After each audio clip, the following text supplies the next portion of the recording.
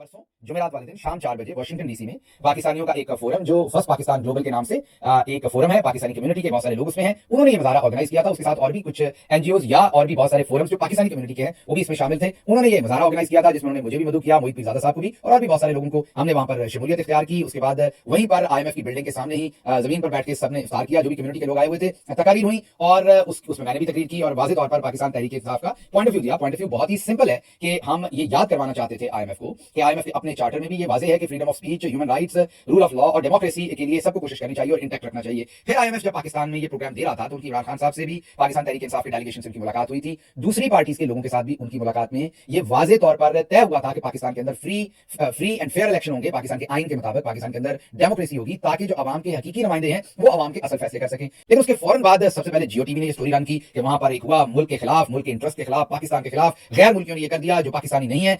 हैरान होता हूं ऐसे प्रोपेगेंडे पर। वो तमाम पाकिस्तानी थे, अमेरिकन पाकिस्तानी थे, और कम से कम जियो टीवी और दूसरे तमाम इदारों से ज्यादा पाकिस्तान का दर्द रखने वाले और इंटरेस्ट रखने वाले। तो एनीवेज जी, जियो टीवी, ख्वाजा आसिफ और उसके पीछे वन एंड ओनली, कैसे मिस कर सकते थे। जब आपने लिफाफे के अंदर आप सोए हुए हो तो फिर ये तो होता है। लौंडा लपाड़ा जी ने भी एक भरपूर व्लॉग इसके ऊपर किया, और वो कैसे मिस कर सकते हैं आपको पता है। मेरे से तो उन्हें खुसूसी मोहब्बत है, क्योंकि मैं उनकी धुन पे पांव रखता हूं, मैं उन्हें एक्सपोज करता हूं, मैं उनका मकरूह चेहरा लोगों के सामने रखता हूं कि इस शख्स में ना अखलाकियात है, ना इस शख्स का कोई कॉन्शियस है, ना इस शख्स के अंदर किसी किस्म की इंटेग्रिटी मौजूद है। सहाफत की इंटेग्रिटी को छोड़ दें, बुनियादी इंसानी इंटेग्रिटी अनफॉर्चुनेटली इस बंदे के अंदर मौजूद नहीं है। किसी में आपको एक वीडियो दिखाऊंगा जिसमें ये ऐसी बात करने का हैरान हो जाएंगे कि इस हद तक कोई शख्स नीचे जा सकता है। मेरे बारे में नहीं है, इमरान खान साहब के बारे में बात कर रहे हैं, किसी ने आपको मैं दिखाऊंगा। लेकिन बार आज फोकस करते हैं इसी मौजू पर। तो उन्होंने एक व्लॉग दे मारा जिसमें उन्होंने कहा कि आर्मी चीफ की वहां पे तस्वीर लगी थी, वहां पर नारे लगे, ये हो गया पाकिस्तान दुश्मनी होगी, ऐसा हो गया, वैसा हो गया, तहरीक इंसाफ ने ये कर दिया, शहबाज गिल ने ये कर दिया। लेकिन आपको असल खुरक है मेरे से, जनाब लौंडा लपाड़ा जी, और मैं आपको एक्सपोज करता रहूंगा, आपने ज़हन में रखना। मैं आपको माफी देने वाला नहीं। मैं आपने ये जो मामे मुद्दे वाला आप करैक्टर है ना पूरे मीडिया के अंदर, मैं लोगों को बताने वाला हूं। और आपको पता है कि मैं तो करता ही हूं, मैं तो सीधा हेड ऑन करता हूं, मैं आपकी तरह साजिशें तो करता नहीं। जो पार्टी के अंदर कुछ लोग छोड़ गए, कुछ उनके हकीकी भाई आपके साथ 24 घंटे रातों में रहते हैं, मुझे सब पता है उन रातों का। लेकिन और वो फिर आपको अंदर की खबरें भी पार्टी की लीक करते हैं, आपसे वो ये सारी चीजें करवाते भी हैं। इसी तरीके से वो आपके थ्रू मिलिट्री एस्टैब्लिशमेंट के साथ भी लिंक है। मैं बहुत सारी चीजें जानता हूं, लेकिन इस टाइम फोकस ये नहीं है। इस टाइम फोकस ये है कि जो आपकी तरह के मामा मुद्दा टाइप कैरेक्टर है उनको एक्सपोज करना है। तो मैं आपको ये बता दूं